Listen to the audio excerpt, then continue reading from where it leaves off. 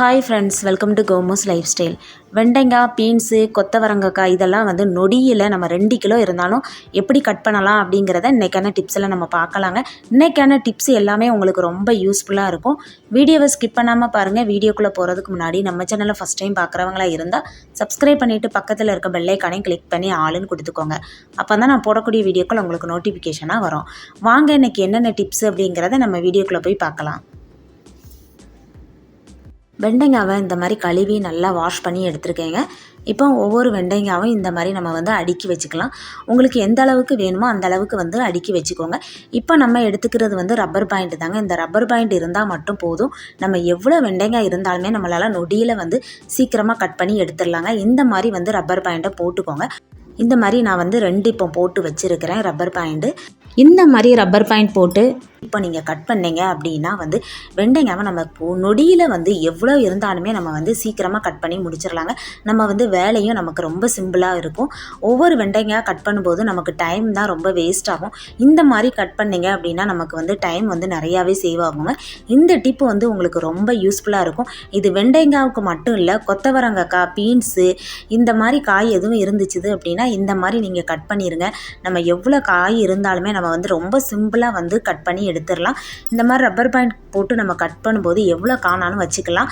நான் கொஞ்சம் கம்மியாக தான் வச்சுருக்கேன். இன்னும் கூட நம்ம இதோட சேர்த்து அடுக்கி வச்சோம் அப்படின்னா நமக்கு நிறையாவே நம்ம ஒரே நொடியில் கட் பண்ணி எடுத்துடலாங்க. இந்த டிப்பு ரொம்ப யூஸ்ஃபுல்லாக இருக்கும். ட்ரை பண்ணி பாருங்கள், உங்களுக்கு ரொம்பவே பிடிக்குங்க.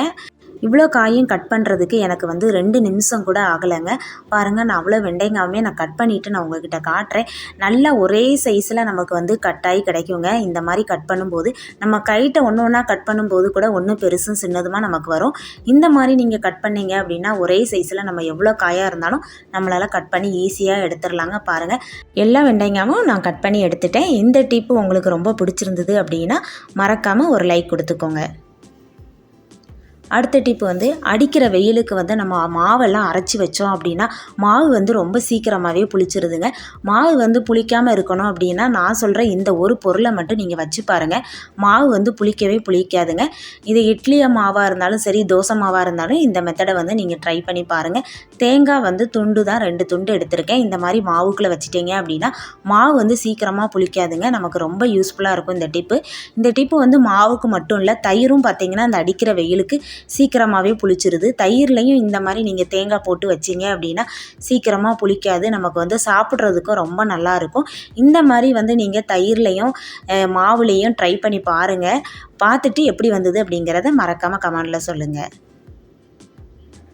அடுத்த டிப்பு நம்ம பருப்பாக இருக்கட்டும், மாவாக இருக்கட்டும், இப்படி ரவையாக இருக்கட்டும், பாக்கெட்டோடு தட்டிட்டு மிச்சம் இருந்துச்சுது அப்படின்னா இந்த மாதிரி நம்ம க்ளோஸ் பண்ணி வைப்போம். இல்லை அப்படின்னா கிளிப்பு போடுவோம். அப்படி இல்லைன்னா ரப்பர் பாயிண்ட் எதுவும் போடுவோம். நம்மகிட்ட ரப்பர் பாயிண்ட் இல்லை அப்படின்னா வீட்டில் பலூன் இப்படி இருந்தது அப்படின்னா இந்த மாதிரி பலூனை கட் பண்ணி எடுத்துக்கோங்க. இந்த கட் பண்ண பலூனை நம்ம ரப்பர் பாயிண்ட் மாதிரி யூஸ் பண்ணலாங்க. ரொம்பவே நல்லாயிருக்கும். ஒரு பலூனில் பார்த்திங்கன்னா நம்ம ஒரு 6-7 ரப்பர் பாயிண்ட் கிட்ட நம்ம எடுத்துடலாம். ரொம்ப யூஸ்ஃபுல்லாக இருக்கும் இந்த டிப்பு. இந்த மாதிரி நான் கட் பண்ணி எடுத்துக்கிறேன். கட் பண்ணி எடுத்துட்டோம்னா அது நமக்கு ரப்பர் பாயிண்ட் மாதிரியே கிடச்சிரும். பாருங்கள், இப்போ இந்த ரப்பர் பாயிண்ட்டை நம்ம மீதம் உள்ள அந்த மாவு பாக்கெட்டு, ஏதாச்சும் கடலை இதெல்லாம் எதுவும் இருந்துச்சு, பருப்பு வகைகள்லாம் அப்படின்னா நமக்கு க்ளோஸ் பண்ணி வைக்கிறதுக்கு ரொம்ப யூஸ்ஃபுல்லாக இருக்கும். இப்போ இந்த ரவை பாக்கெட்டை நான் இந்த ரப்பர் பாயிண்ட் போட்டு இந்த மாதிரி நான் க்ளோஸ் பண்ணி வச்சுக்கிறேன். இந்த டிப்பு உங்களுக்கு ரொம்பவே யூஸ்ஃபுல்லாக இருக்குங்க. அதுவும் ஒரு பலூன் பார்த்திங்க அப்படின்னா குழந்தைங்க இருக்கிற வீட்டிலலாம் கண்டிப்பாக பலூன் இருக்கும். வீட்டில் வேஸ்ட்டான, ஓட்டையான, தூக்கி தூர போடக்கூடிய பலூன் எதுவும் இருந்ததுன்னா இந்த மாதிரி கட் பண்ணி எடுத்து வச்சுக்கோங்க. இந்த ரப்பர் பாயிண்ட் பார்த்திங்கன்னா கட் பண்ண இந்த பலூனில் இருந்து வரக்கூடிய ரப்பர் பாயிண்ட் ஒன்றோடு ஒன்று ஒட்டாமல் இருக்கணும். இல்லை ரப்பர் பாயிண்ட்டே ஒன்றோடு ஒன்று ஒட்டாமல் இருக்கணும் அப்படின்னா நம்ம ரப்பர் பாயிண்டெல்லாம் ஸ்டோர் பண்ணி வைக்கிற அந்த பாக்ஸில் கொஞ்சமாக பவுட்ரு தட்டி நீங்கள் வச்சிங்க அப்படின்னா ஒன்றோட ஒன்று உங்களுக்கு ஒட்டிக்காதுங்க. இந்த டிப்பை உங்களுக்கு ரொம்ப யூஸ்ஃபுல்லாக இருந்திருக்கும்னு நினைக்கிறேன். அடுத்த டிப்பு நம்ம குக்கரில் எண்ணெய்லாம் ஊற்றி சமைக்க போகும்போது வைக்கும்போது குக்கர் வந்து நம்ம வந்து ஈரமாக இருந்துச்சுது அப்படின்னா வந்து நம்ம அடுப்பை ஆன் பண்ணி வைக்கும்போது ரொம்ப நேரம் ஆகும் நமக்கு வந்து அந்த தண்ணியெல்லாம் ட்ரை ஆகிறதுக்கு. ஏன்னா வந்து குக்கர் வந்து வெயிட்டானது, அதனால் வந்து அது தண்ணி வந்து ட்ரை ஆகிறதுக்கு கொஞ்சம் லேட் ஆகும். இதுக்கு வந்து நம்ம ஒரு நல்ல ஒரு டிப்பு பார்க்கலாம். ஃபஸ்ட்டு அந்த தண்ணியெல்லாம் ஒரு காட்டன் கிளாத் வச்சு தொடச்சிக்கோங்க. தொடச்சிட்டு நம்ம வந்து இந்த மாதிரி வந்து வச்சு நம்ம வந்து சூடு பண்ணோம் அப்படின்னா நமக்கு வந்து அந்த தண்ணி ட்ரை ஆகிறதுக்கு ரொம்ப லேட் ஆகும். அதுக்கு பதில் நம்ம வந்து குக்கரை வந்து நம்ம வந்து அடுப்பு ஆன் பண்ணிவிட்டு இந்த மாதிரி நீங்கள் வந்து சூடு பண்ணீங்க அப்படின்னா வந்து ஒரு 2 செகண்டுக்குள்ளே நமக்கு வந்து நல்லா வந்து தண்ணி எல்லாம் ட்ரை ஆயிருங்க. நமக்கு கேஸு செலவும் ரொம்ப மிச்சம். இந்த டிப்பு வந்து குக்கருக்கு மட்டும் இல்லை, மற்ற எந்த பாத்திரத்தில் நீங்கள் சமைக்கணும்னு நினைக்கிறீங்களோ அந்த பாத்திரத்தை கூட நீங்கள் இந்த மாதிரி ட்ரை பண்ணி பாருங்கள். உங்களுக்கு ரொம்பவே யூஸ்ஃபுல்லாக இருக்கும். இந்த டிப்பு உங்களுக்கு ரொம்ப யூஸ்ஃபுல்லாக இருந்திருக்கும்னு நினைக்கிறேன். அடுத்த டிப்பு வந்து சீப்பு எடுத்திருக்கேங்க. இந்த மாதிரி நீங்கள் வேஸ்ட்டான சீப்பு எதுவும் இருந்தால் கூட எடுத்துக்கோங்க. நான் வந்து இந்த மாதிரி ஒரு சீப்பு எடுத்திருக்கேன். இப்போ வந்து ஸ்க்ரப்பர் எடுத்திருக்கேன்.